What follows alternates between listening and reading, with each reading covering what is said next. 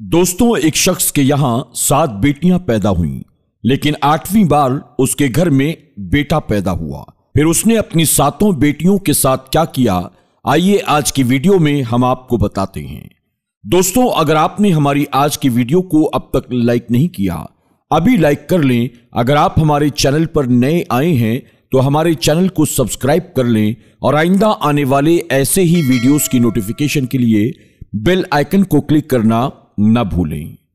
दोस्तों, एक शख्स के यहां एक के बाद एक 7 बेटियां पैदा हुईं। जब 8वीं बार उसके घर में किसी बच्चे की पैदाइश का वक्त करीब आया तो उस शख्स की मां यह कहते हुए बाहर निकली, मुबारक हो, इस बार बेटा हुआ है। 7 बेटियों के बाद आखिर बेटा हुआ है। इकलौते बेटे की मोहब्बत 7 बेटियों की मोहब्बत पर गालिब आ गई। सुबह सवेरे वो अपने बेटे को अपने कंधे पर बिठाकर खेतों में काम करने के लिए निकल जाता। 7 लड़कियां दरवाजे की ओट में खड़े होकर अपने बाप को देखती रहती, हम भी अपने अब्बू के साथ खेतों में जाएंगे।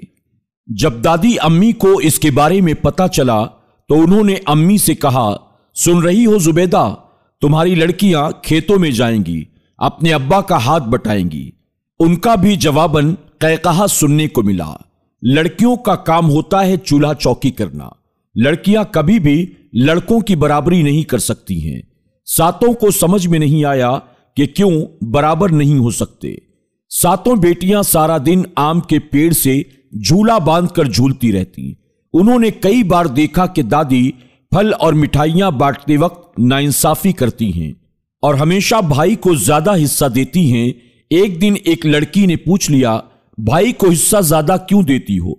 तो दादी ने वही रटा रटाया जुमला दाग दिया, वो लड़का है।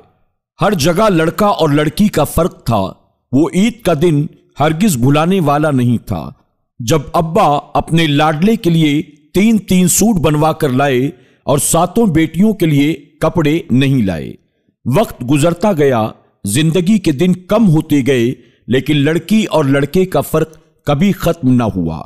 7 लड़कियां स्कूल की दीवारें देखती रह गईं, लेकिन अब्बा और दादी ने अपने लाडले को खूब पढ़ाया।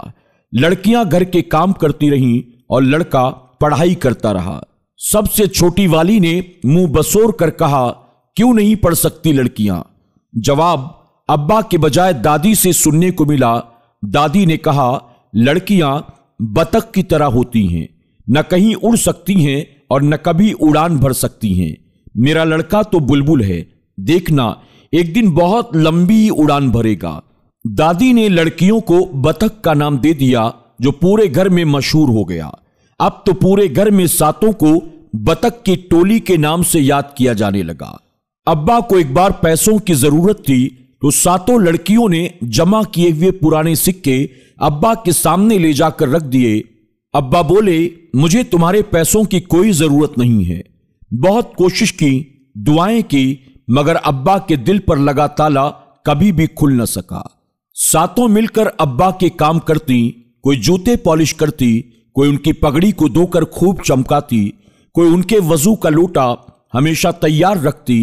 बदले में अब्बा ने उन्हें कभी भी एक नजर हमदर्दी के साथ नहीं देखा। वक्त गुजरता गया और एक एक करके घर का आंगन खाली होता गया।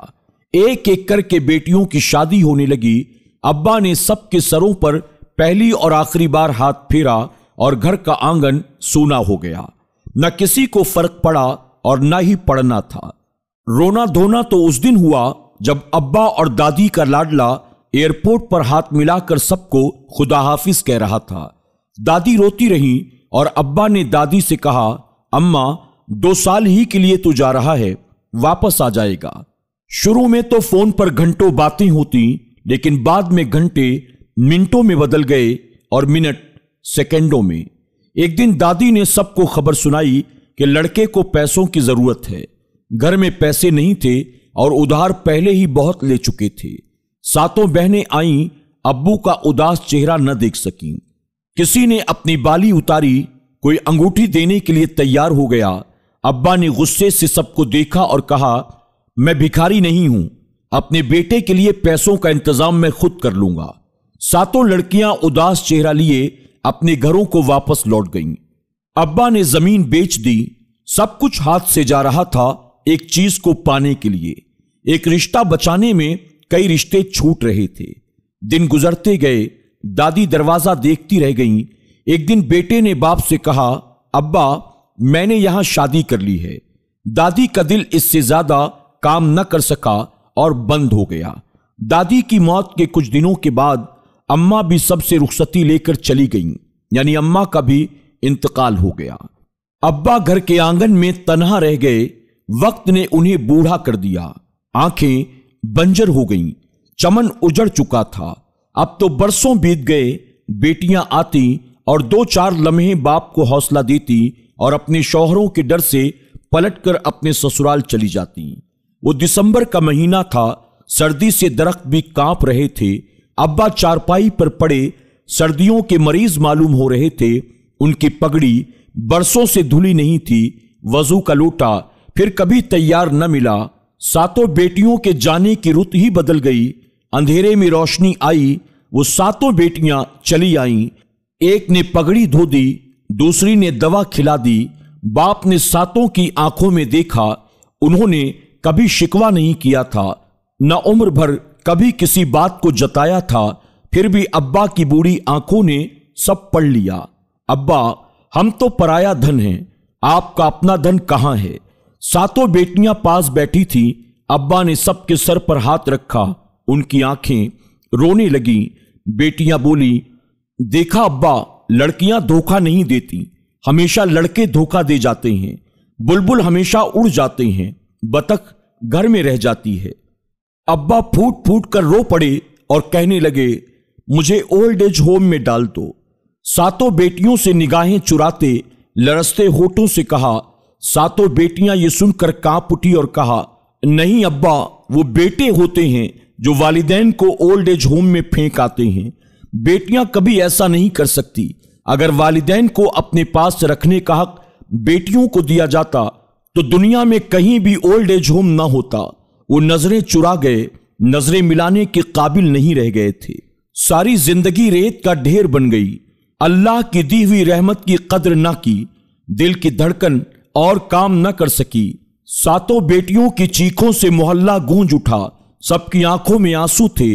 अगर बेटियां न होती तो बाप के जनाजे में रोने वाला भला कौन होता। किसी ने सही कहा है, हमेशा बुलबुल उड़ जाते हैं, बतख आंगन में रह जाती हैं। दोस्तों, आज की वीडियो में बस इतना ही। उम्मीद करते हैं कि आज की हमारी ये वीडियो आपको जरूर पसंद आई होगी।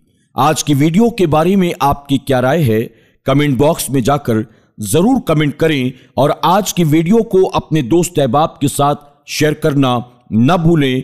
खासतौर पर उन लोगों के साथ जरूर शेयर करें जिन्हें अल्लाह ताला ने औलाद की शक्ल में बेटियां अता की हैं, ताकि उन्हें पता चले बेटियां माँ बाप के लिए मुसीबत नहीं होती बल्कि अल्लाह की बहुत बड़ी रहमत हुआ करती हैं। अल्लाह हमें और आपको बेटे और बेटी के दरमियान फर्क करने से बचने की तौफीक अता करे और हम जिस तरह अपने बेटों से मोहब्बत करते हैं, अल्लाह हमें इससे बढ़कर अपनी बेटियों से मोहब्बत करने, उनका हक अदा करने और उन्हें खूब अच्छा खिलाने पिलाने की तौफीक अता फरमाए।